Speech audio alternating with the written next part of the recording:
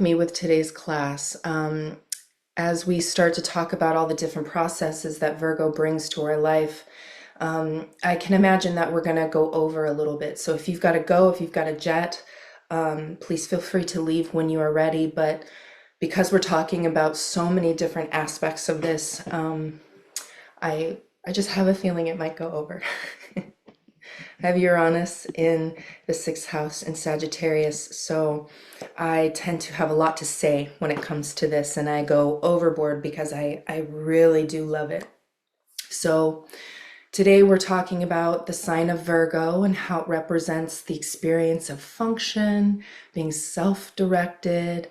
There's a different level of learning when it comes to Virgo. There's a kind of strategy. This is where we start to understand that maybe there's a problem with the way we learn. Maybe there's kind of a different rhythm that we have as opposed to the rest of the class. Um, so there's that of Mercury, Virgo, and having a result-based life. Result-based meaning, are these things working for you? Are you applying the knowledge that you're learning? Are you able to help others because it helps you type of idea? So as we talk about Mercury, we talk about the, oh, sorry about the symbols. I missed those. I'll change that. The Virgo function of Mercury is, the filing, the cataloging, and putting in folders and files to categorize and make sure that everything is in its proper place, so that everything has a consistent flow. So information here is more polished and reformed versus Gemini, where we just take in new information and we kind of let go of what we don't think is relevant. So Gemini is kind of letting information flow in and through them and out. And Virgo is taking in smaller bits of that information and seeing what will stay.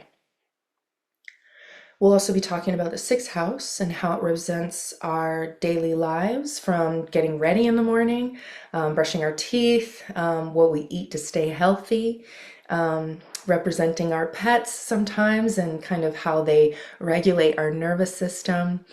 And, just in combination with the mind, how the mind works in the sixth house can be a good determiner. So if you're wanting to know more about your Mercury, you can look to the third house, but also remember there's a sixth house too. And so, it's workplace dynamics, it's the way you're treated at work, it's the level of cooperation that you experience as well. So we're going to dive deeper now that we're talking about an earth sign, even though we're talking about an air function, which is communication and Mercury itself. It's a mutable sign of Virgo, so earth element. It is the element of stability, connection to the body, and one's material securities and function, and just kind of making sure you have all of your essential needs met. Virgo is a mutable sign, so it's flexible, it's changing, it deals with crisis and problem solving. Mutable signs are always integrating more than just what's going on personally. Usually with mutable signs, they are looking to develop a level of self-improvement so that they can then impart that to others, because in the mutable axis, there's a lot of service to oneself and service to others, the greater collective of service.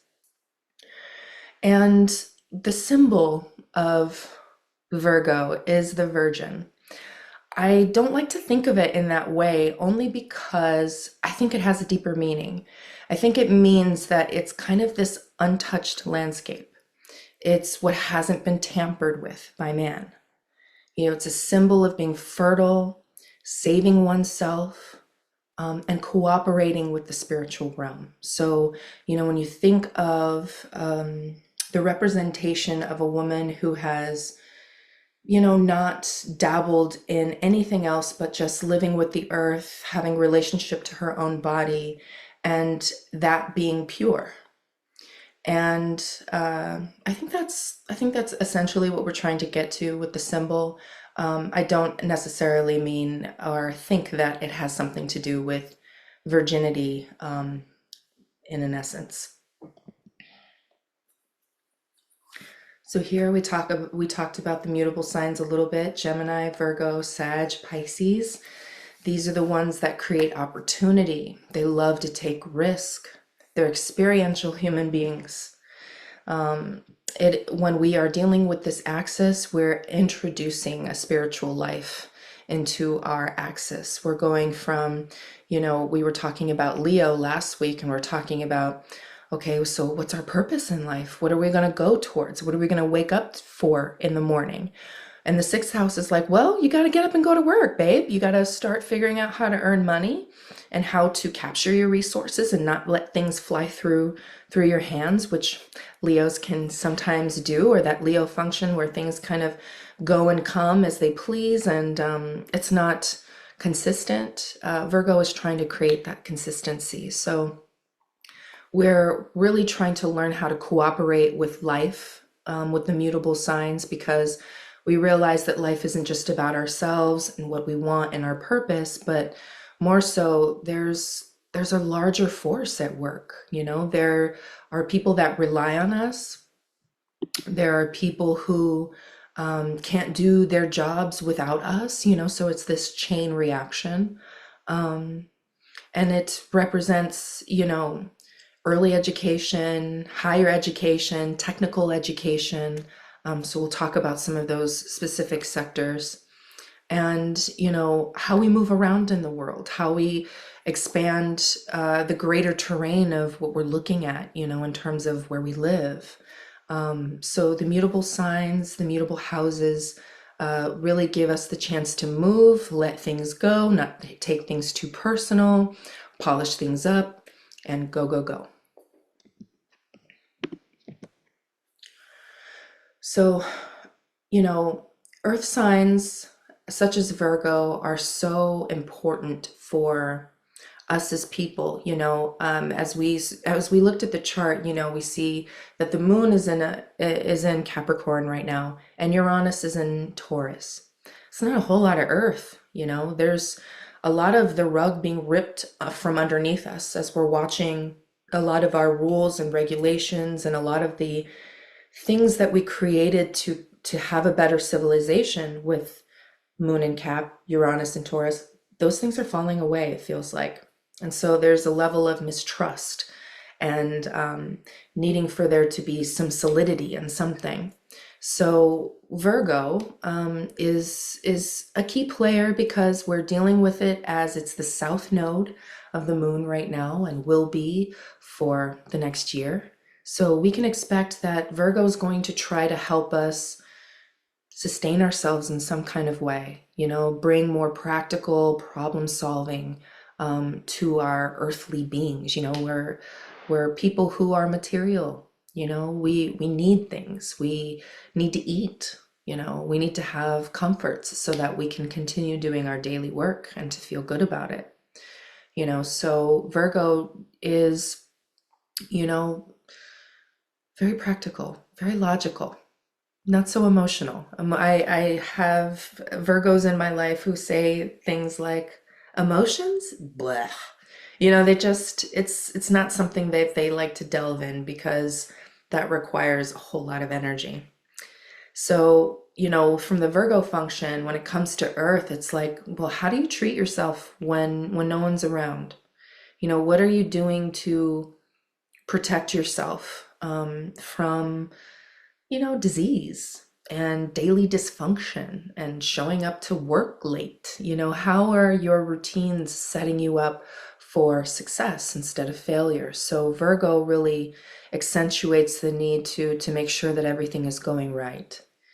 So there's a deep level of perfection and needing to develop oneself in a deeper way, and in some kind of specialized way.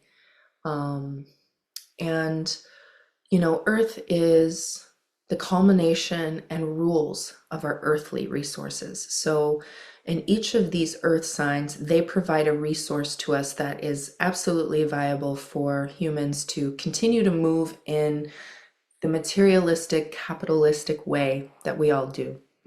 And it's important because, well, we do need money with Taurus. We do need a sense of value for oneself. If we've got that, then we definitely want to have enough resources with Virgo. We want to have proper management of those resources. And, do we have a savings account? And how are we spending our Mercury? Are we holding on to it, or are we letting it go? And with Capricorn adds this structural development to the process, and they make sure that the Saturn, the Capricorn comes and gives us tests and says, hey, did you have enough money when that emergency came along? Are the things that you are thinking that are tried and true, are they still working for you? And Capricorn always comes back around to say, hey, I know Taurus and Virgo is assisting you in this, but is it still? And is there a greater authority that you might need to hand yourself over to learn something better? Or, is there a level of self-authority that you need to take back? So there's a lot to do with Earth. And it's a very important element in understanding how to bring more resource and how to keep it. So with Virgo, I always think of, keeping one's house clean and having things in its proper order. But then I also think about, how they're able to catalog and manage just large, vast amounts of information and collate it in a way that's able to go out to different levels of people in different age ranges per se, or different education models per se, because if Gemini is our public school system, Virgo is going to be a little bit more of a specialized education system where they're kind of giving a little bit more detail to maybe a kid wants to learn about culinary. So maybe they're going to go to a culinary high school, or something like this. And we'll talk more about the different functions of how and where this would happen in our lives, how we bring more tidiness, how we bring more organization. So we'll just talk about firstly the natural polarity that we're dealing with right now, because the axis is currently in Pisces and Virgo. The North Node is in Pisces, the South Node is in Virgo. So we are remembering something with the South Node. It's the place that we know quite well. We've been there. At a certain degree, we remember that there were great stewards of information. People were using the right types of language and helping each other adapt and cooperate to better get along, right? We remember that. The sign of Virgo helps us regulate our nervous system. And it has this Uranian, Aquarian-like flavor where it's kind of bringing this sapor or bitterness of life. Because when you have a higher mental function and you're able to see things, there's a cynicism that can kind of grow within a person, which is why the Virgos are our comedians of the wheel. Having this higher mental function, it's a good thing. It's a good thing for us all to have higher levels of education and understanding the deeper details of particular things. But it also brings with it high levels of resentment, having inflated egos. It can create jealousy and envy and righteousness and unforgiveness. Now, I say that because, with a Virgo, with this archetype and the cynicism and being able to see life in a different way from a different vantage point, it can seem like this person is being negative, but really they're just being truthful. Really, they're just saying things bitterly out into the world, and we can either laugh about it or we can cry about it. But a Virgo is not going to cry about it. And what they want to do is kind of flip the situation to say, hey, this is the truth, but we can look at it differently. We can polish it. We can refine it. We can try to manicure it some. Virgos are more modern, more tolerant, more able to see that there's a give and take and a balance with, different dynamics that happen in our day to day. So Virgo represents the sympathetic nervous system and the immune system when combined with Pisces. So this axis, we can probably feel it now. We can feel that when we're becoming dysregulated with too much information, with things that feel completely out of alignment of our own truth. We're seeing a lot of people being overly inflated with their egos. They're being self-righteous. They're being unforgiving and overly critical of people, and completely forgetting Pisces, completely forgetting the North Node. And the North Node, well, we're not really talking about that right now in terms of like in the presentation, but I just wanted us to understand as a collective, because we're dealing with these dynamics in the node of the moon, that we're really wanting to understand and get to a deeper level with Pisces and with water. We want to start seeing and start remembering and start seeing examples of people leading with compassion and leading with acceptance. People who are, firmly grounded, who are kind of going with the flow of life instead of forcing it to be stringent. And so this is really what we're looking for. We're looking for the use of our immune system, the use of our parasympathetic and our sympathetic nervous system to work well with one another, so that we can feel higher, greater levels of peace. Pisces brings the wild, the untamed, and the unmanicured. So it is the difference between going out into the forest and the difference between, suburbia, where Virgo is the suburbia, where everything is done, nice, neat little boxes, and the lawns are done, and everybody's thing is kind of looking the same way. Whereas if you went to a Pisces home, or if you went to someone who had strong Pisces, they may allow things to just kind of collect. And they may not want to manicure the things that are around them, because this is the way God made it. And so it's natural and perfect the way that it is. So I don't know if you're seeing these dynamics between some of the things that we're watching in the worldview, but I can definitely see how we are at a test where we're trying to battle the mind and battle what's right. And, is it mind over emotions? Is it, taking things, or, are we supposed to stand up? There's a lot of different things going on, but I just wanted to highlight that in the early 70s, Robert Adler, along with Nicholas Cohen and David Felton, some scientists, they pioneered a field of psychoneuroimmunology, which is basically demonstrating the connection between the mind and the immune system. So the mind being Virgo and the immune system being Pisces. Their research showed that the psychological factors could influence immune responses, highlighting the interplay between consciousness and immunity. Now, if you think about if someone gets sick, if they've gotten sick, say they've gotten a disease like cancer, a lot of times what is recommended is that these people laugh. A lot of times what's recommended is these people insert levels of positivity through mantra and speaking and singing and dancing, because studies show that when people are treating their mind in a way that allows things to flow, they're actually able to get rid of the disease faster.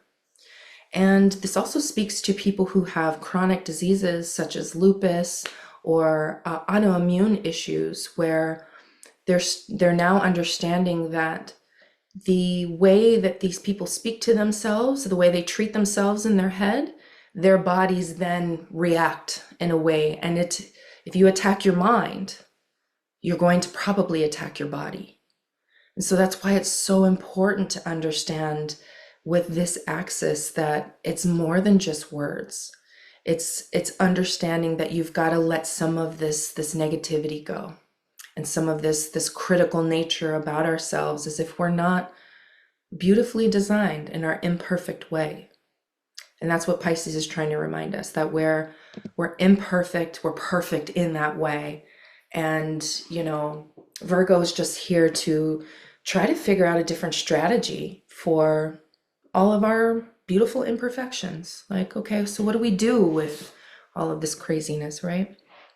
So from a planetary aspect, when we talk about the polarities, Mercury, from the Virgo perspective, is, like I said, bringing more function, more organization, more preparation for your life. It's polishing, it's refining what you've learned. It's how to take in the details and investigate the deeper problems. It's holding on to that information and finding if it's credible, something that's not always changing, like we experience from the Virgo aspect. Or, excuse me, the Gemini aspect of Mercury. It's problem solving, how it works for you, in combination with Uranus. So your Uranus placement will also highlight some different problem solving skills if you are, let's say, having issues with group dynamics, or with your speech, with your earning potential. You're going to find those in the planets that rule the mind, which is Mercury and Uranus. Strategy, routine, implementation, and also realizing that we just can't take in all the information. We just can't take it all in and regurgitate it and keep, there's a level where we get filled up. And when you get filled up, that's where Pisces comes in and says, Neptune comes in and says, hey, you're disillusioned about this. You can't keep taking things in. You're going to get sick. You're going to get fat. You're going to get diseased. And so Neptune comes to bring this level of realizing that there are things that we can't control.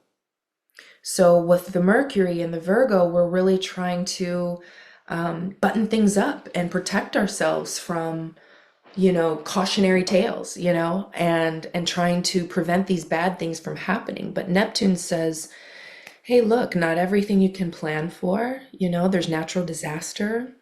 There's economy that you can't control. And so in general, Neptune is a generational planet. It represents a period of time that people fall under, and it is the collective or world dynamics of that generation and what they're experiencing. We'll go into this deeper in a very fine-tuned way when we get to the outer planets after Libra. But Neptune encompasses the collective.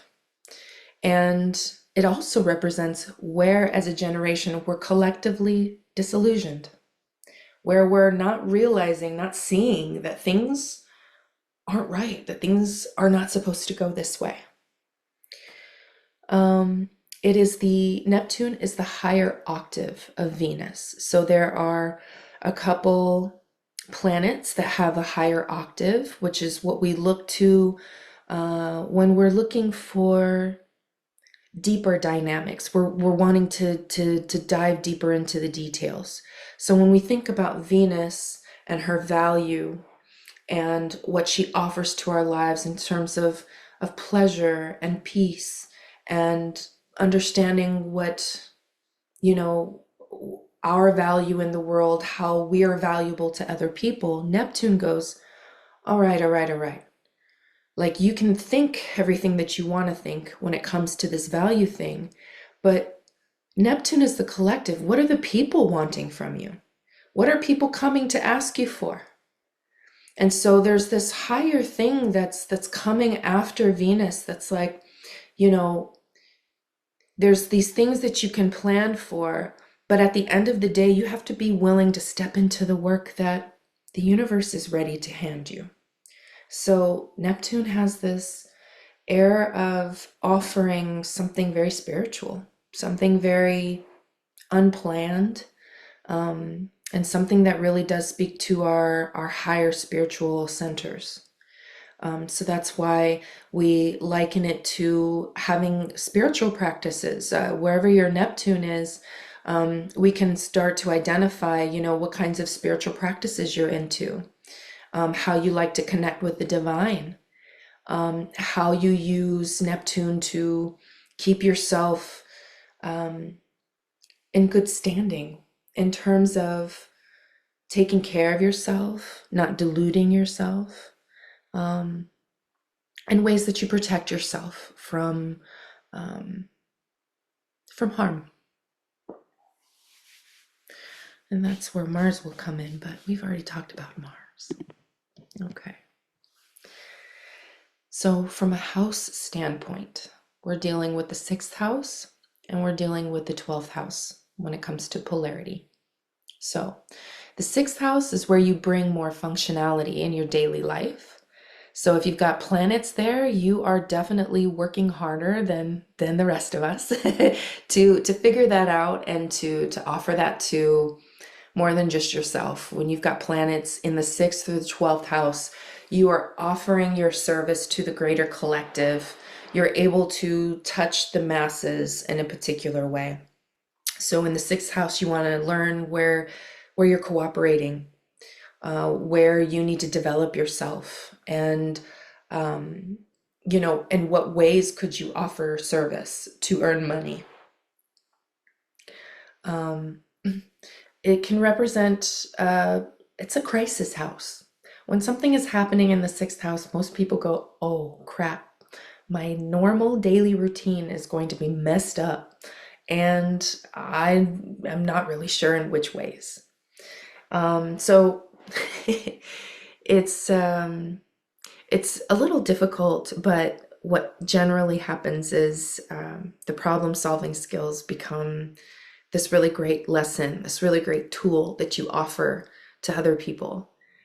So your crisis then becomes someone else's benefit later, which is something really beautiful about the 6th house. It's kind of like you start here, but then it becomes so much larger in the 12th house. In the 6th house, it's all about the details, but in the 12th house, it's about the world. It's about the larger ideas. So the 6th house is always where we look to for health and self-care. If that's what we're looking to bring more of, we're going to be looking at the sign that rules it. If there's any planets in there, you're going to be looking at Mercury, because Mercury rules the 6th house. And so against the 12th house, the 12th house is quite different than the 6th. It's what I like to, and some of other evolutionary astrologers like to coin it as like the past life experience, where you were in a previous sense, what you experienced before you came into this lifetime. So if you've got planets here, there might be just reoccurring dynamics that you feel used to. And with whatever sign it's added to, it could be something that you're natural at here. We find someone's natural ways of doing things where they don't have to think about it. They don't have to work for it, as opposed to the Virgo, where you're working very hard and developing yourself. So as you can see with the 6th house, it's very much about developing all of these small details, because in the end, what you're wanting to do is, bring more acceptance into your life, to have great abilities to offer a level of service that's worthy of applaud, that's worthy of worldly recognition to some degree. The 12th house is a place where, that we need to take respite and take time. A lot of people, when they're having 12th house transits, they can be prone to isolate or need to take a break. Maybe they feel a little defeated, deflated. So that's kind of what the 12th house, Pisces and Neptune brings, is sometimes there's just this level of you've got to let things go with the flow. I can't plan it. I don't know what's going to happen. Can I be happy anyways? We might find ourselves under attack spiritually, mentally, emotionally, or physically in the 12th house. So if people are experiencing things that are otherworldly, if they're experiencing entities, experiences from another realm, that's really going to be a 12th house experience. It's the dream state is in the 12th house is usually activated if you've got some crazy dreams happening. It's the house of imagination. So if you're looking to bring some more of that into your life, the 12th house can definitely give a couple answers. So I figured since we had already talked about Mercury through the houses, I thought it might be helpful to go through Virgo through the houses because now you already know where your Mercury's at. So we'll just start with if you have Virgo in the first house. And if that makes sense, we'll be on our way. So if you've got Virgo on the ascendant, you're coming into this life to bring more function. You're coming to fix something in particular. And this fixing kind of has to do, it's like a do or die because it's in the first house and we're dealing with Aries kind of energy. We're thinking about, okay, I've got to build my defenses. So this Virgo ascendant is really going to make sure that they take their supplements, that they figure out their routine because it's ultimate for survival. They're going to be able to self-identify and make themselves autonomous with a Virgo ascendant. This person is going to be very geared towards the details. Their speech is going to be very quick because it has this Martian energy. Anything that falls into the first house will generally go quicker than you think it would. And this person would probably be very smart because we're dealing with the mental function. We're dealing with Mercury right off the bat.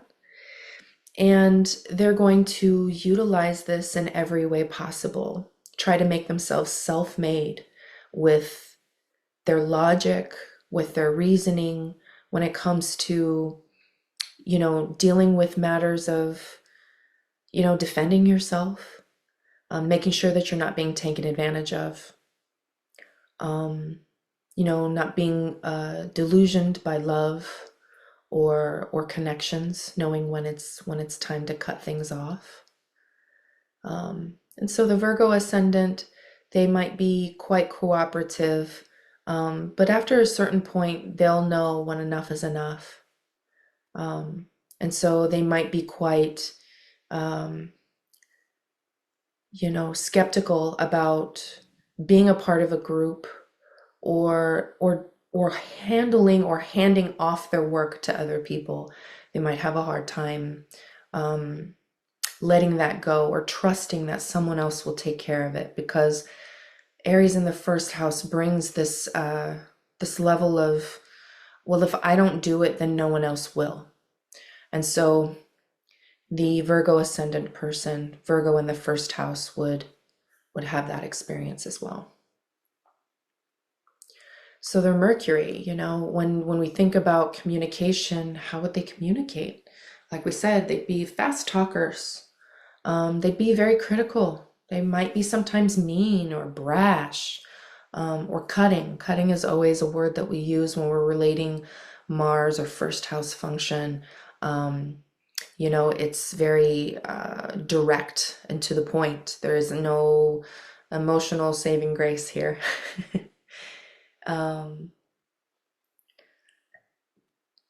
And with Virgo in the first house, these people are going to want cleanliness. They're going to want order. No dirt underneath the fingernails kind of experience.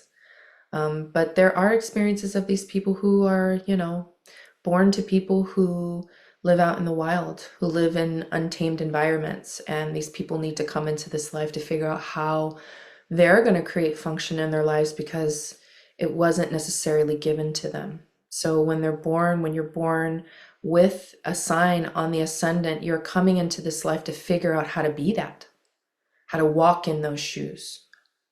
So there's that. So if you've got Virgo in the second house, then daily function in life is going to happen around one's resourceful nature.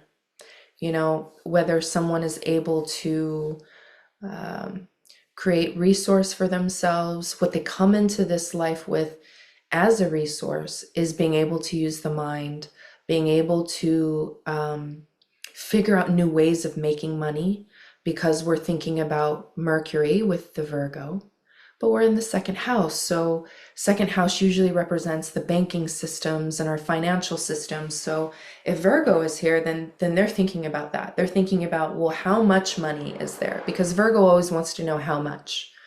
And Taurus wants to know for how long. So there's this combination of, there's a lot of earth when someone has this here. They're really wanting to materialize things and to make sure that they can see a representation of all of their hard work. Very hard workers with Virgo in the second house.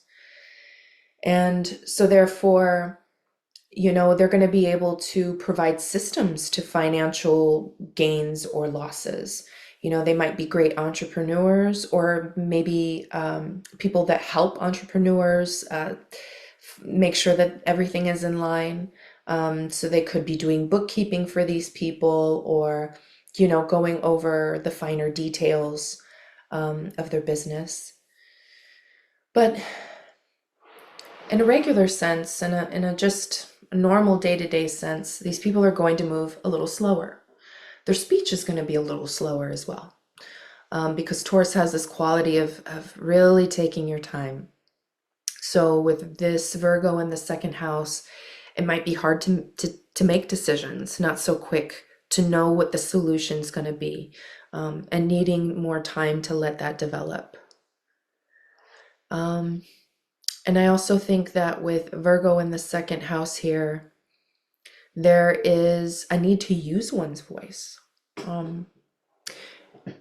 In some schools of astrology, when we think of Taurus or the second house, we think of the throat chakra. We think about being able to use one's voice, because what we're trying to do is to get to the Mercury function.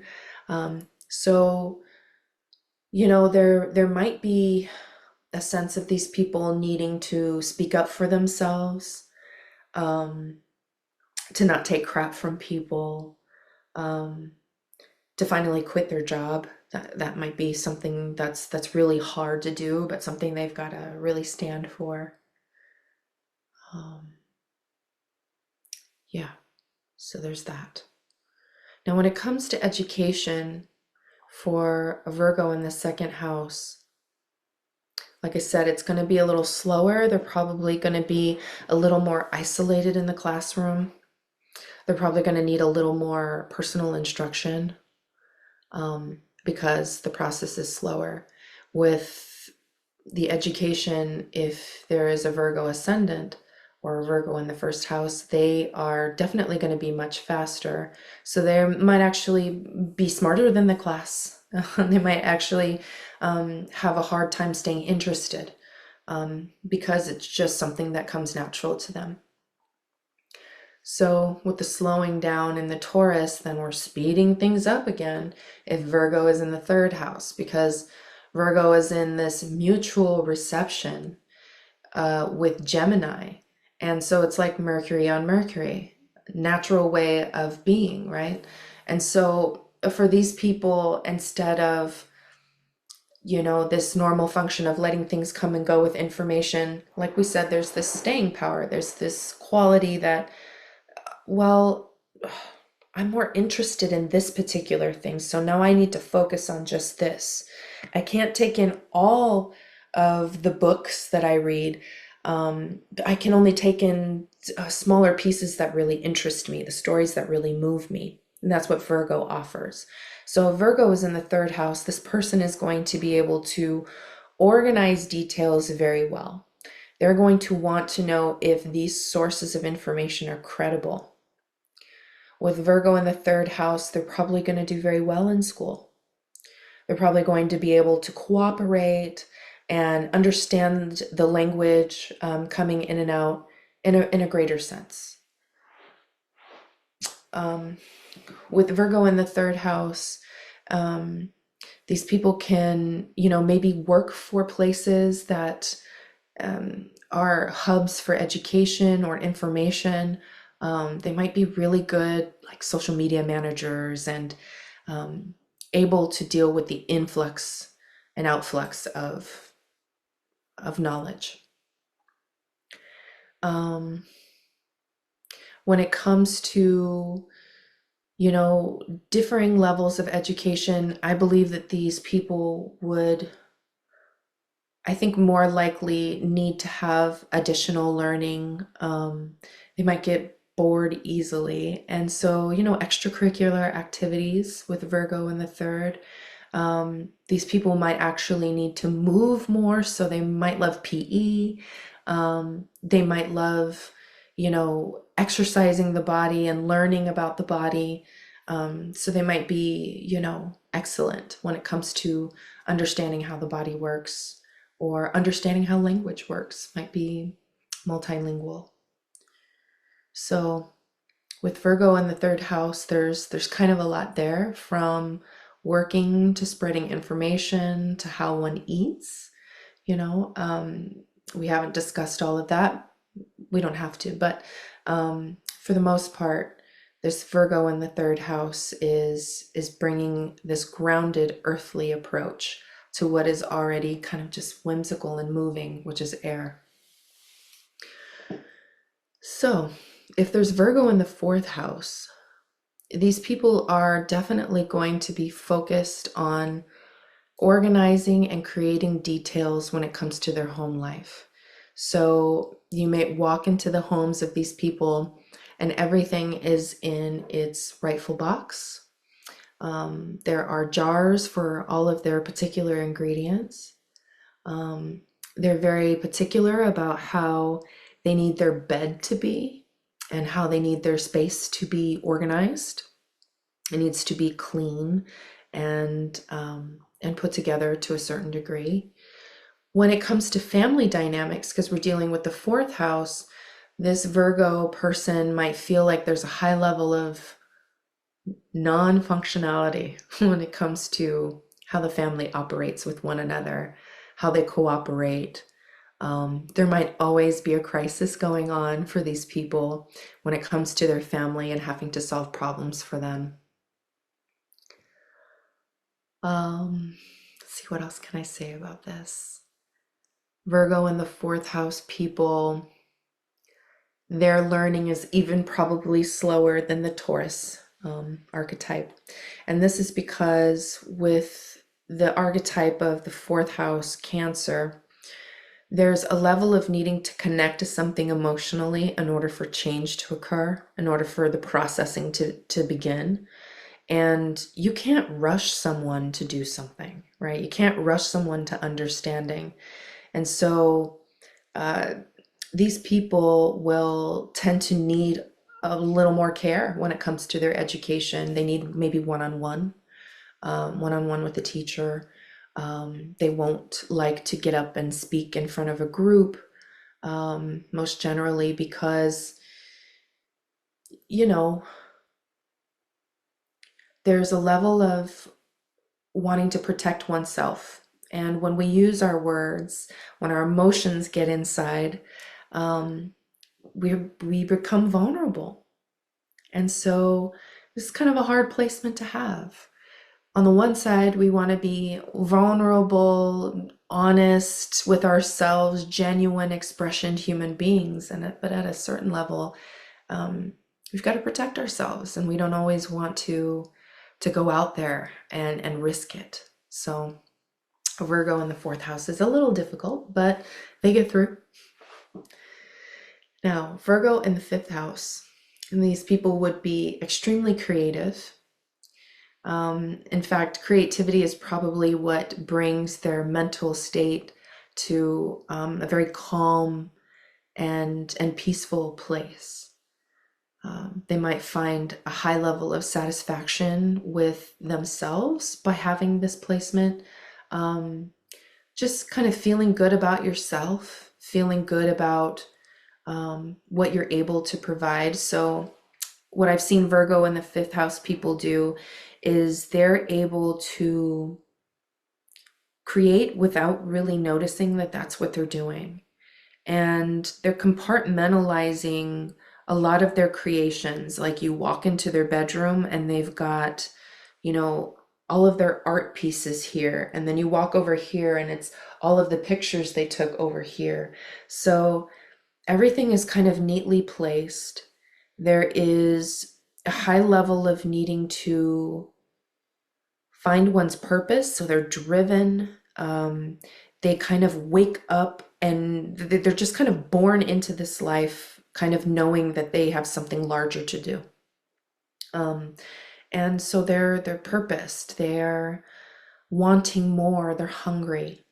And so they're apt to try and figure out what they can do to get there. And they are very entertaining people with Virgo in the fifth house, wanting to take one's life into their own hands, creating one's own destiny here. And we can even blend that in with the sixth house as well. So if you've got Virgo in the sixth house, in that natural house, that's also a quite natural placement. And so these people are really going to be able to see Mercury at a high level. They're going to be able to see dysfunction. They're going to be able to see what is not working. You know, John needs to work with Mary because Jack needs to work with Jill, and just knowing how to synchronize and make things come together. So, you know, with Virgo in the sixth house, you know, we talked about them, you know, being the comedians of the birth chart. You know, people who have Virgo in the sixth house, who are comedians, have a great pileup in this house generally, or a nodal axis. If people have planets in the sixth house, there's a level of vision. They can be producers. I've seen directors, prolific writers, those who know how to use Mercury at just a natural level, and they just want to figure out how to give it to other people. So if there are planets here, this is generally a very giving and compassionate house. Even though, you know, we think about how many resources and we don't want things to leak, and we want to keep things tidied up in the sixth house, there is a high level of, well, when everything is good, then whatever I have left, I can give. And so the sixth house ends up being, if you've got planets here, some of these people can be extremely giving, charitable people. And we'll talk about some of those later. So the sixth house is also the house of, if someone is going to go to like a technical school, so say they go to a particular culinary school and they're not going to the ninth house of higher education, like a university, they're going to go to a technical college, you're going to find that in the sixth house. If you've got sixth house placements, those are generally schools that'll make you feel more comfortable, more at ease there as well. Okay. So if we have Virgo in the seventh house, Virgo is trying to bring some kind of function and formality to relationship dynamics. They're trying to bring more language and understanding to what other people experience. So we leave from this place of the sixth house of self-improvement and of figuring things out to the point where we can give this service, give this thing that we have away to other people. But in the seventh house, we're learning about value and about, you know, what people are going to want from us, what people are going to visit our store, what resources are we looking to gain. And so those are all the details that Virgo is going to try to gather. You know, they're going to be very mindful about, you know, where their money's going, what stores they shop at is going to be paramount. when it comes to home decor and things like that, if you've got planets in the seventh house, this is a very aesthetic kind of placement, especially if there's Virgo there, because they are very much concerned about proportion, perfection. When things look good, they are good. So when Virgo is in the seventh house, they're going to make other people feel like everything is okay. And because it looks okay, but beware, because looks can be deceiving, right? And that's kind of what Neptune and Pisces bring into the picture, is that, not all that glitters is gold. But with Virgo in the seventh house, there's a high level of needing to cooperate, um, to open up to not having so much control in a relationship, um, learning how to combine one's resources, or when you are in relationship with other people, um, are they managing their resources well, or are they asking you for yours? um, so there's those dynamics. The schooling, when it comes to this person, I would say that it's pretty very much like the Gemini and the Aries, where it's quick. These people are going to absolutely need to read a lot and to take in lots of information of people and of things that are not quite like them, so that they can have a full catalog of what a life experience is from both sides, which is what Libra brings to the table. The seventh house is, you know, um, understanding your life by looking at other people's lives and other people's stories. A mirror, per se. I look at the seventh house as a mirror, as a reflection, um, of who you are. And, this seventh house always likes to draw and attract um, the difference. They want to see that grass that's greener on the other side. They just want to make sure. Um, this person might have a very hard time making decisions. It's very hard to make decisions with the seventh house, with planets in the seventh house. Discernment becomes difficult because you don't know if you should trust yourself or not. And so with Virgo here, that's a big factor. These people might become very dysregulated very easy if the answers don't come quickly. But in a greater sense, relationship dynamics for Virgo here. So Virgo in the eighth house.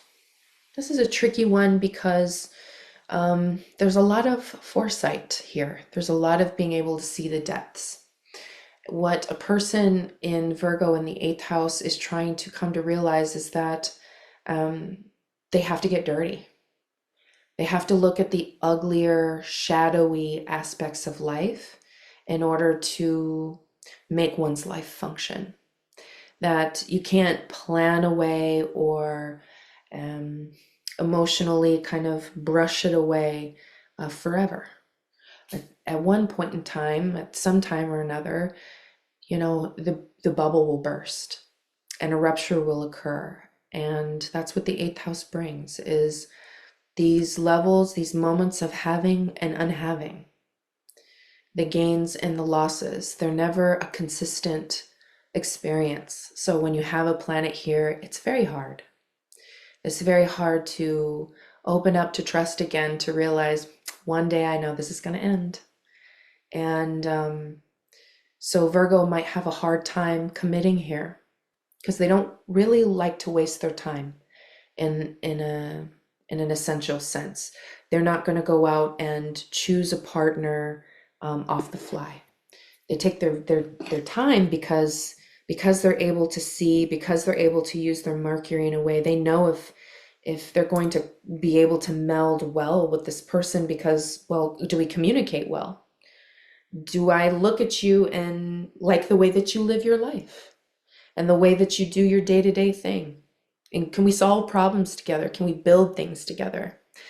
And that's why it takes Virgo a little longer to find relationship, because that's kind of what they're looking for. So when we're talking about Virgo in the eighth house, we're thinking about levels of commitment and, whether you want to be here or you want to leave. Virgo probably won't dabble as much as they should because of the knowing that they're going to waste their time.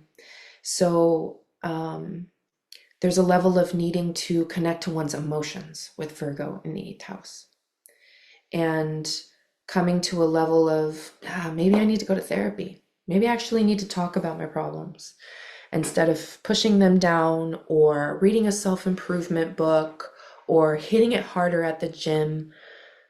Sometimes you can't whisk emotions away through those modalities. Sometimes you actually have to sit down and talk. So that's why the eighth house represents therapy, coming together with someone else to kind of hash out the dirty details and to come to a better healing and understanding. So I forgot to mention that Virgo is the sign of healing. And so when Virgo is in any one of these houses, they're coming to heal the issues that fall in that house. So trying to heal commitment issues in the eighth, trying to heal one's level of maybe being ostracized in class, maybe getting all the answers wrong and bad test scores and not being able to make good friends and connections and battling with them. So, these kids, if they're coming to the school system, they are definitely looking to find some power in their words and the way that they express themselves, but I think more importantly, to bring a better level of function when it comes to how we come together, how we cooperate. So if we've got Virgo in the ninth house, then this person is coming to bring function, to bring healing, to bring a level of light to one's thought process around beliefs. Like, what do we believe about our life? What is our belief system in the ninth house? With Virgo here, it could be all about the details. There could be a lot of details, but, you know, with Virgo here, there's probably a lot of different spiritual connections and a lot of different spiritual processes and practices that one would have, because that's what teaches them. That's what helps them solidify their belief system. With Virgo here, what they believe they want to see actually work in their lives. So if, say, for instance, they go to yoga every day, but they're a constant smoker still. At what point will this Virgo in the ninth house finally decide to live a genuine experience where they're not smoking? Well, they have to develop a level of belief around it before it actually happens, right? So you have to see it to believe it. You have to do those incremental steps, those little tiny details, and then one day you'll graduate. One day you'll understand the higher lessons and you'll never touch the cigarettes again. And so Virgo in the ninth house is trying to figure out, as there are varying systems of beliefs that I need to have in order to bring more function to my life, in order to have a better daily practice with who I am, in order to have better health. Who do I need to learn from in order to develop that? And so they become great educators once they figure this portion out. That then starts to become legacy work when we're dealing with the ninth house and the rest of the wheel, ninth house to the 12th house. We're dealing with work that outlives us, work that other people are touching in universities and different societal connections and different groups.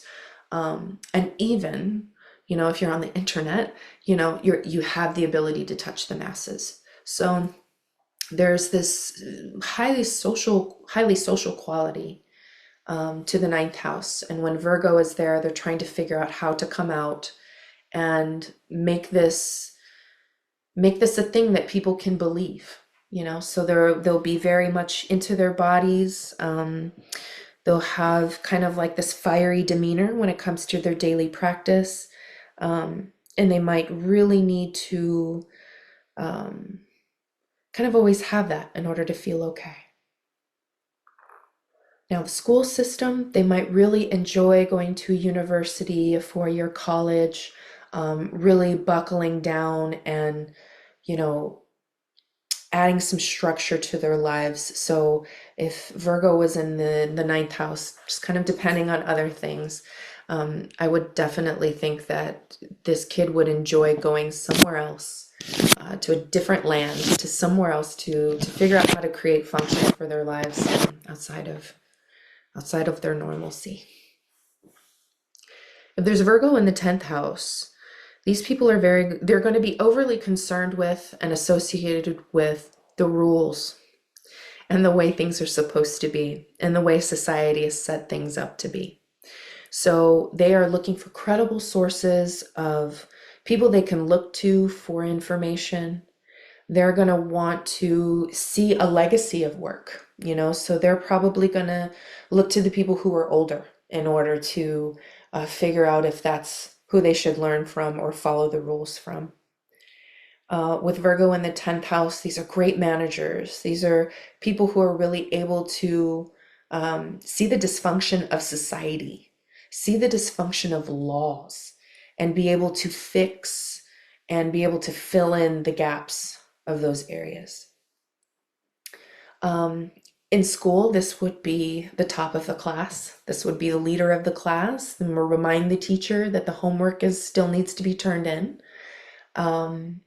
They will highly associate with the person who is in charge. Because what they think with Virgo in the 10th house is this person in charge, these rules, this system is going to make my life better, and not only mine, but the rest of society. So it must be good.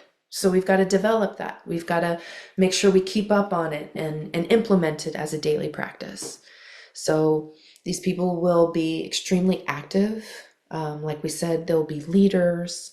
They'll be very critical, very able and willing to see what the problems are and how to bring people together in better cooperation. So it's a nice placement. I don't see a whole lot of leaders being Virgos. I'd say that they are more so the leaders of the function of how things go. So there might be a couple different hierarchical situations.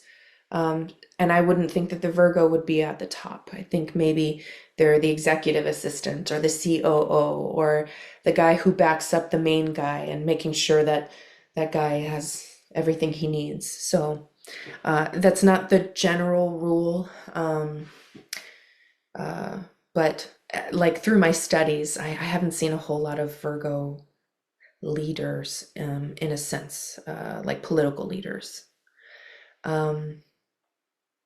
So if you've got Virgo in the 11th house, this is actually a really great placement because Virgo and Aquarius really love each other.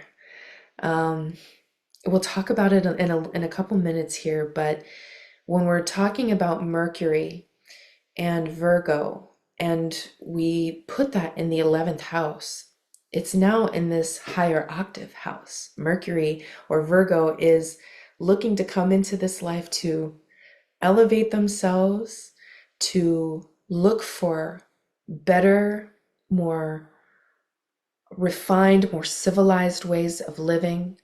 They're coming into this life to finally cooperate with the right group of like minds and to create structure around that, to create a sense of work around that. These people would definitely, with Virgo in the 11th house, again, would probably love to have a technical school situation, something that's more specialized instead of taking, all of the general classes and then getting down to the core classes, that kind of thing. This is a more scientific kind of placement, so these people might be into, science and or design or any of the STEM programs, engineering of sorts.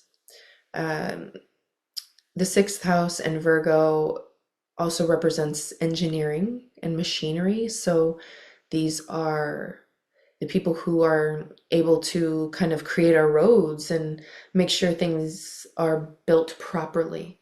So when Virgo is in the 11th house, it has a tendency to do the same here, um, creating good pathways so that people can, be a part of their groups in order to get from A to B. Um, and the 11th house also represents flight, airplanes, that kind of thing. So with the 11th house here, I think uh, with Virgo in the 11th house, they might create more function around, the greater vision or aviation of some sort. So it's a good placement.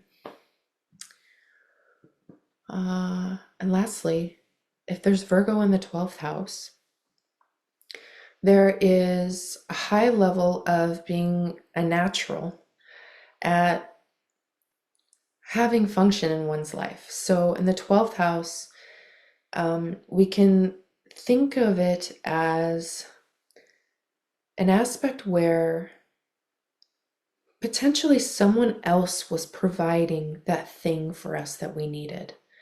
And so with Virgo in the 12th house, these people remember that function and form is supposed to be there, but what they're used to is, it being there, maybe because of parents, maybe because of the way that they grew up.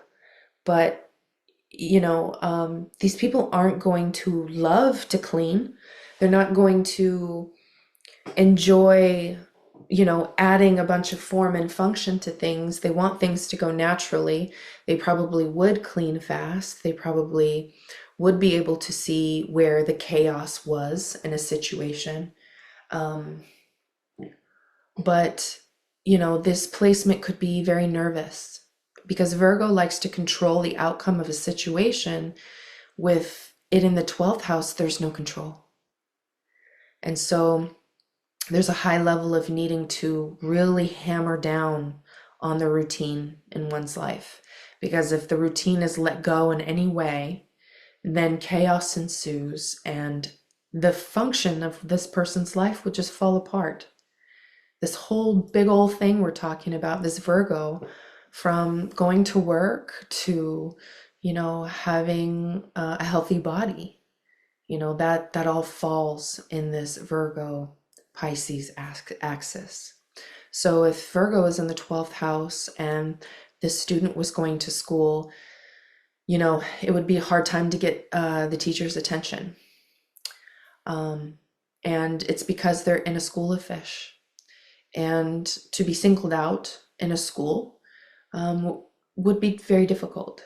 So them needing to find themselves and find the right words and find the right way of moving through life is very important for them because it feels odd for them here. They're used to a much different experience. So, the 12th house, if it represents what we remember in our past life, a Virgo in the 12th house would be like, I remember that that life was well catered. Like I remember that I know how to bring more function into my life and earn more money, but it's escaping me right now. And I'm not sure why. So Virgo here, it might take a longer time to get to the details. It might take a longer time for these people to find function for themselves because, once they do, it's then something that benefits everyone. It benefits the collective with Virgo in the 6th house here. So, you're learning through constant crisis and learning through finding yourself and finding your voice and, kind of being this unimportant person per se, and this really big collective. And, after doing that hard work for so long, just develop this muscle memory, this strength, this maverick-like capability that extends to the people around. So, the 12th house has a bad rap because it is seen as a place of like undoing oneself and jail and the dream state and this cosmic thing. But essentially, it really just represents what we remember about ourselves and what we forget quite often. Well, we forget that our natural gifts are supposed to be. And, what really does come natural to us when we let the flow of the universe speak through us. So that's why spirituality would be very important for Virgo in the 12th house. Their spiritual practices would help them, guide them, and still trust for them. When things are awry, they'll probably just go right back to God and say, it's in your hands. Has to be, because I can't control it. And that, in a nutshell, is Virgo through the houses. So, I wanted to speak about Maria Montessori. Now, I don't know if, I'm sure many of you have heard of the Montessori school system here in the United States. With this woman, she was born August 31st. She is a sun in Virgo, and she is a sun in Virgo with Uranus and Mercury and Leo in retrograde in the first house. So, she was a prominent figure mostly because she was a very smart person, okay? She, has Virgo in the first and the second house. So very quick, very able to understand highly critical pieces of information and really absorb that well with the sun and Uranus together there in the first house. With this Mercury, she's coming to learn how to experience it in a way that's like meaningful, that is autonomous, that's different, that separates her from the crop of what's happening. So, she's a different kind of person. She was the first woman to become a doctor in Italy. Then after that, she began to work with children with disabilities and developed different teaching methods for those disabled children. But this crazy thing, so we see the Mercury in Leo in the working with children, and that really being something that she needs to add words to and needs to develop and create around. But then she has this son. She has a son, his name is Mario, and she has him out of wedlock. And so, single mother. She's a single mother with this first house. If you've got moon in the first house or moon in Aries or some kind of something in the first house when it comes to Leo or the sun here or the moon, sometimes they can be single mothers. And so what happened was she found that if she held on to the sun, she would lose her credibility with society, because society, 10th house, says that if you want to keep earning, you've got to be resourceful. You can't withdraw yourself and go take care of a child and think about these sensibilities. You've got to be out there and hardworking with the masculine. You've got to do it in that way. That's the only way. So she gave her son up for foster care. She put him out into the country, and the other family raised him, and the boy knew nothing of her until he was 15. And then she came back to him, he came back to her, and was then her closest collaborator for all of her work moving forward. Mario was foundational in making sure that the Montessori school system continued after her, which is so wonderful. So the international expansion of this program, it started in the early 1900s. It spread across Europe, the United States, India, and they just trained teachers globally. So this South Node in Cancer in the 12th house, she's training, families and schools of people to understand a more, how can we say, a more nurtured sense of education. And so Interestingly enough, her work is going through and she has to take exile in India because of World War II. So she stays in India for the whole time, um, and then she comes out.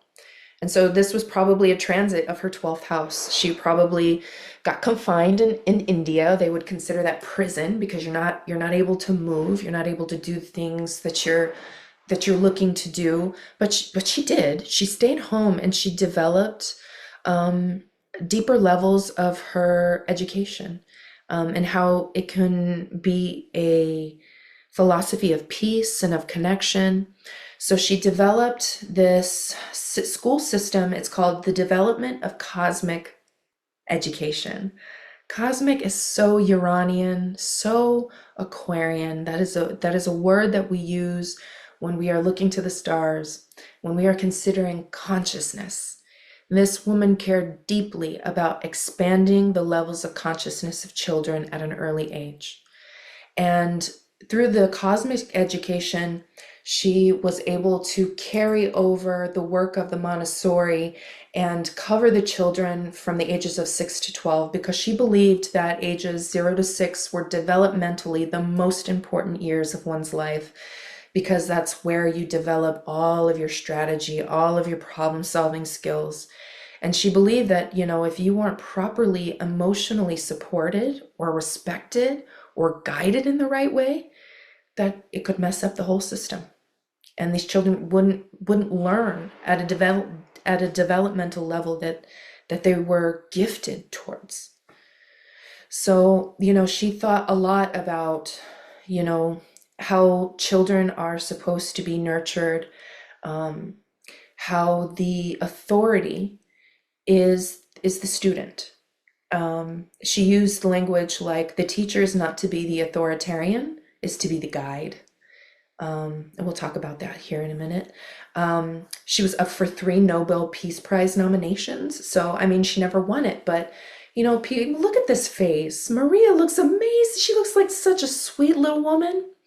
Anyway, she passed away in the Netherlands, and her son continued her work in worldwide. So again, she's got a moon in Aquarius at 29 degrees. Dang, Ashley, that 29 degrees, girl, it's hard. But we learn so deeply why it's so important. It's like it becomes so intense because we're wanting to understand it before it reaches that 30 and then goes off into the next sign. So it does, everything kind of falls on this degree, and she really used it to the max. I mean, so when she began the education system, the first day that she launched it, the sun was in Capricorn, and the sun was and Uranus were conjunct. So she was born under Sun Uranus, and when she created this education system for children in the fifth house, she was she was able to bring a level of good foundation. This was a very good day to start something like this. So perfect for her chart. So she's developing this with Saturn in Pisces. The launch day, it's right over her Jupiter in Pisces. So she gets to develop and create this very compassionate learning system. So she wanted, part of the cosmic education system, she wanted to teach children about their interconnectedness with the universe, fostering a sense of responsibility within them and giving them a sense of purpose. That is very Sun Uranus. And her natal moon in Aquarius of needing to bring that forward. It encouraged students to explore science, history, and ethics in a way that connects knowledge to the real world. So these children who go to Montessori schools, they actually don't fit within the regular educational school system. They have a hard time implementing and being a part of it, because this level of compassion that is brought to this educational system can't be matched. She, believed that love, compassion, and kindness were central to the Montessori spiritual philosophy. She believed that children should be taught to love themselves, and and to love others, to develop compassionate relationships with the world around them. In her classroom, she engaged respect, cooperation. She emphasized that children should be treated with by recognizing their independence and giving them dignity and spiritual needs.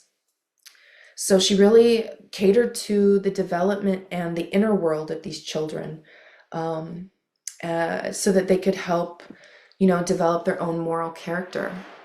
She says, don't tell them how to do it, show them how to do it. And do not say a word. If you tell them, they will watch your lips move. But if you show them, they'll want to do it themselves. So that's why I'm always like, this is storytelling at its raw form. No one wants you to tell your story. Show me your story. Give me the details. Take me into that room and describe everything around you so that I feel that I'm there. That's what Virgo is offering when it comes to Mercury. So just some notable figures that attended Montessori school, and look what they did. We've got the creator of Google, the creator of Amazon. We have, tech leaders. We have the inventor of 23andMe, which is the DNA and science and all of that. We've got Beyonce, Taylor Swift. And then when it comes to, more notable figures, we've got Jacqueline Kennedy Onassis, and Prince William and Prince Harry also went to Montessori school because Diana was a good mom. She knew her children. But in any case, all of these people have benefited from her way of thinking. And these artists, these people come into this life. Most of them are Virgos on this list, in a synchronistic way. I didn't do it like that on purpose, but they end up really making something different and making something so functional that it just really describes the fullness of life instead of just it being raw data. So she says, the child is endowed with unknown powers which can guide us to a radiant future. If what we really want is a new world, then education must take its aim to the development of child's hidden possibilities. There is a movie about her, but it's not available in the US. It's for free on YouTube, but you'd have to watch it in a different language and have the subtitles on. So we've talked about Mercury a lot today. I know it's been a lot, but Gemini versus Virgo. I mean, what's the difference? We've got this first shot here of this woman. She's being the broadcaster. She's being the one who's, in your face. She's coming through your radio. And, she's telling you what's happening. She's telling you what the reality is. But here with the Virgo, this Virgo, she's behind the scenes. She's hammering out the details. She's oiling the gears. She's taking things apart and putting them back together again. She's seeing if there's any staying quality with this Gemini gal. And the both of them are working together to establish, ways that we deliver a message. And the way that information stays with us or moves from us. It's dealing with the human condition at a fundamental level. Now, I included Uranus in here because Virgo has such a strong identity and movement with Aquarius that I believe that Virgo is the midpoint between Mercury and Uranus. When you get your Virgo on, then Uranus can happen for you. Then the upgrades happen, the more money, the high rises, the better cars, the better technology comes. When you make sure that you focus on the Virgo portion and making things work and making this information actually do something for you in your life. It's not just words on a page or just something flippantly. There, yeah. Okay. I found it interesting to mention that I wanted to make this a point because I don't know if you've ever noticed the different places that you've lived in, and maybe this is not something that you've done before, but I implore you to go through the internet, and there is a website. It's called astro.com. It's the Astro Dentist, and they are the biggest catalog of any birth chart that you can potentially find. And when you are trying to bring more function, more grace, more harmony and cooperation, when you live in a Virgo place, there is a high opportunity for that. So when California was founded, the sun was in Virgo, and so was Jupiter. So big deal here, if Virgo represents the harvest, it represents our agriculture, it represents our ability to grow things. It would seem that like this state, in a nutshell, is able to perform and provide all of that. But when we look at the Mercury here, the Mercury is pointing to the fact that like Libra, there are so many things that people need. There are so many stores. There are so many avenues to which you can create value in your life and have a service to provide that, this chart it looks like a very promising chart. If someone moved to California and was looking to find better work, if they were looking to find work in, more service related areas, they might come here. So California was under Spanish and Mexican rule, and the territory, the missions, the ranches, the pueblos, those all shaped the early development of the state. Um, the statehood happened in 1850, and so California then became, one of the largest populated cities in the United States because we had the gold rush, because we had the railroad system. So there's just a high level of differing people from all kinds of countries that speak all different kinds of languages, and they come to try to make it here. So diverse geography. There's beaches, mountains, deserts, forests, and home to the hottest place in North America, which is Death Valley. So topography is vast, and you can go from the Mediterranean to the desert in a matter of hours. What's interesting about this state is that it has high economic power. It's the fifth largest economy. So it's driven by tech, entertainment, and agriculture. So we can see the North Node in Leo in the 10th house that does accentuate the entertainment portion. Everybody comes to California to make it big, right?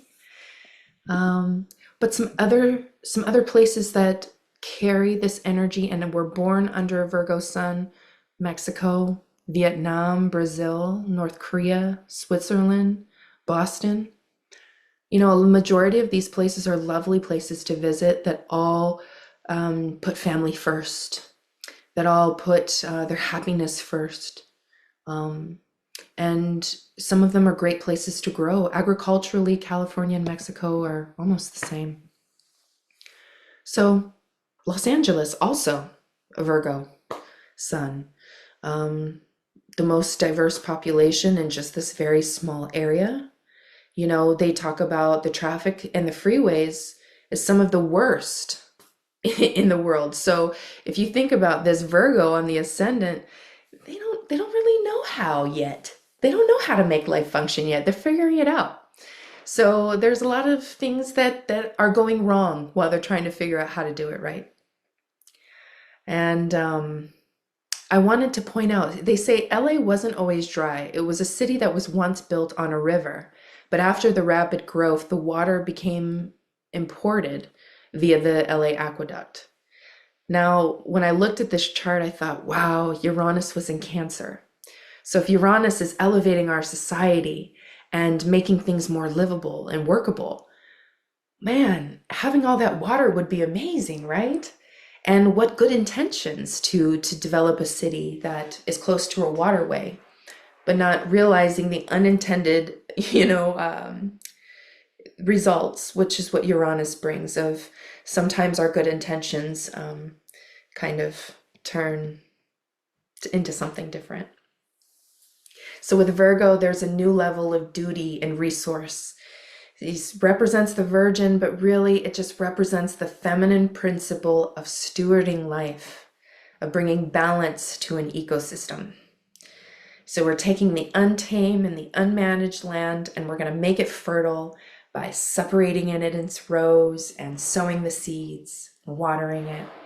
That takes hard work, takes a lot of resources in order to do that. But once attained, it becomes so much resource for not only self, but neighbors to everyone else.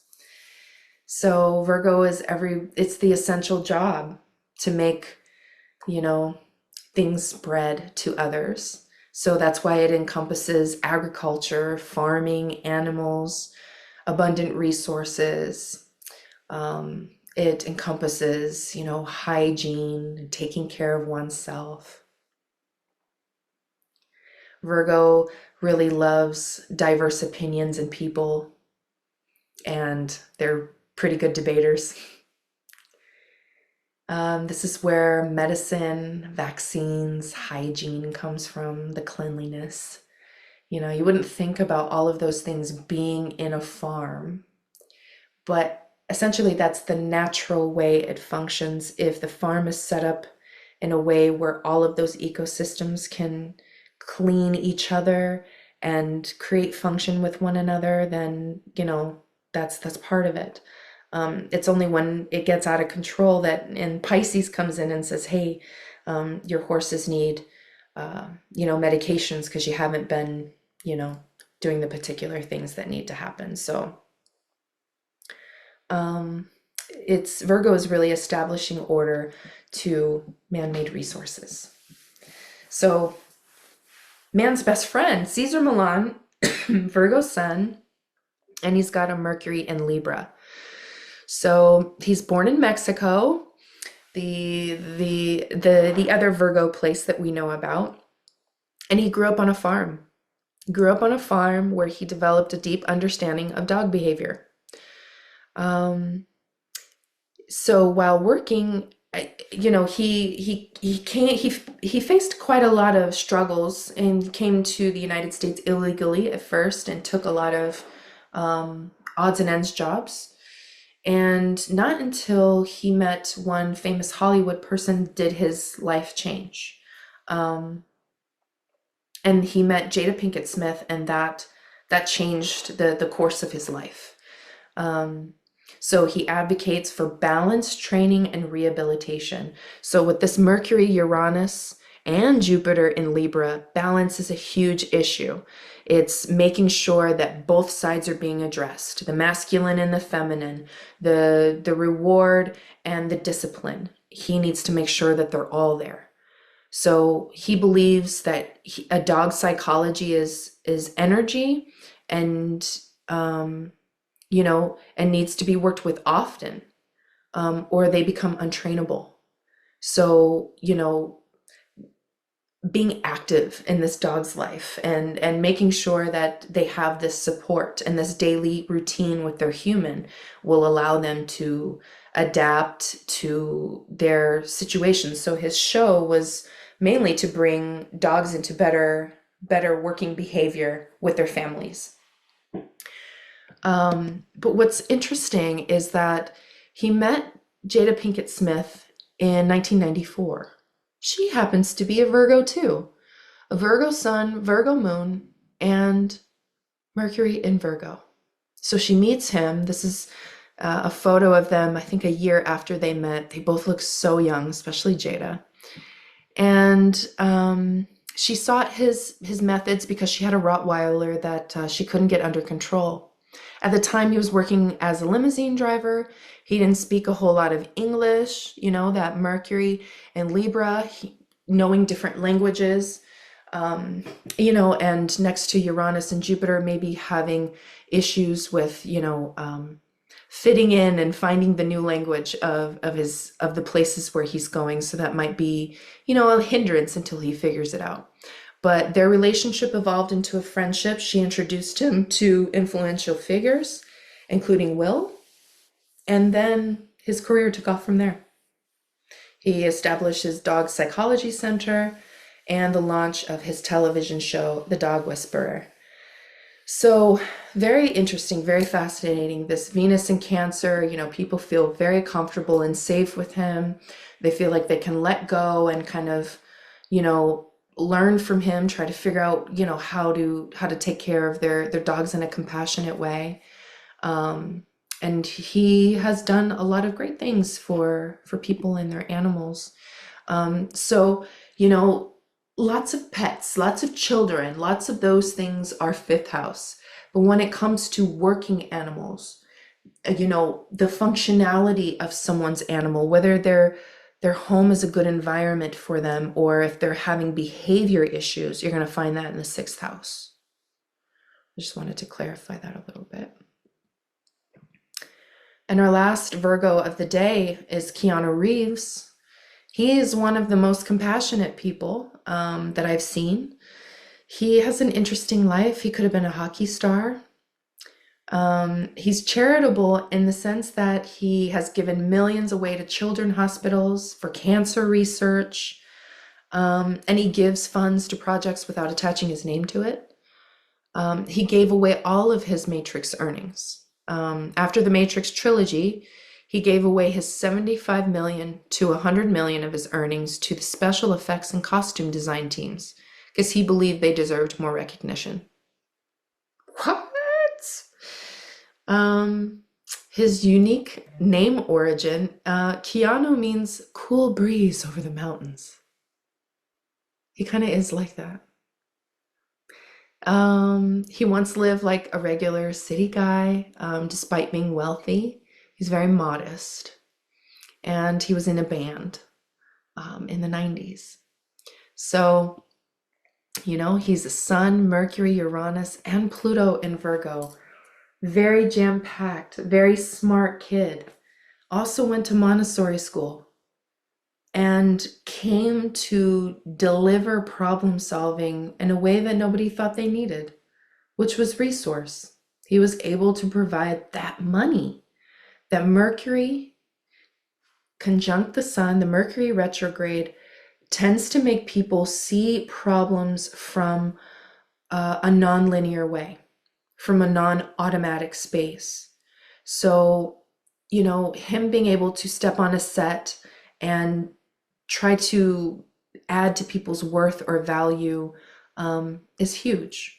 And his charitable nature is extenuated by Saturn being in the 6th house, but also having the stellium of Virgo in the 12th house. Now, it's important to note that he has, look at this, Sun, Moon, Venus in Cancer. Wow, wouldn't you think that he would be so overly emotionally not able, but he's actually extremely emotionally intelligent. Really knows how to tap into his emotions, and is really he loves his mother to the end. It's his role model. He calls her a superhero and a really special person. He said she was very supportive of me when I wanted to be an actor. Most moms, they try their best to guide their children in a way that seems best for them. But for this Capricorn woman, she figured out how to tell her son that things aren't always the way that they're supposed to be. And sometimes you just got to go your own way. And he just always praised her. She was a single mom, so she was always doing the hard things, working very hard. And he noted that her creativity had a really big impact on his career. So her Mercury, she has Sun, Mercury conjunct, just like her sun. She has Mercury retrograde in Capricorn, but it's in the 5th house. So she really speaks to her son in a way that establishes him as the authority. And she put him in Montessori school because she wanted him to develop his own way of independence and purpose in this world. He said, "She taught me that life is tough, but you have to keep pushing." That's a very Capricorn thing to do. So isn't it funny that not only do they have the same Sun-Mercury combination, but they have the same Mars-Moon connection. Hers is in Gemini, his is in Cancer. So usually family dynamics are always going to be very connected in some kind of way. You'll see these repeating factors, and they're kind of nice to see. So last thing, the sixth house. When we look there, we're looking for better solutions to the crisis of our lives. We're looking, this is the house of selfless service. When we're giving a calling, when we're given a calling and we're honoring that calling. When you need to know more about your health or know how to heal things, sixth house. It's where you look for more cooperation when it comes to dynamics in your work environment. And it is the house of design, aesthetic and athletic ability. So if you're wanting to improve the way that your body looks or its muscular definition, or, if the lips match the eyebrows, then you would go to the sixth house and decide, do I want plastic surgery? Do I think I'm perfect? What do I think? That's it. We did it. We did it. We did it. Oh, we did it in time too.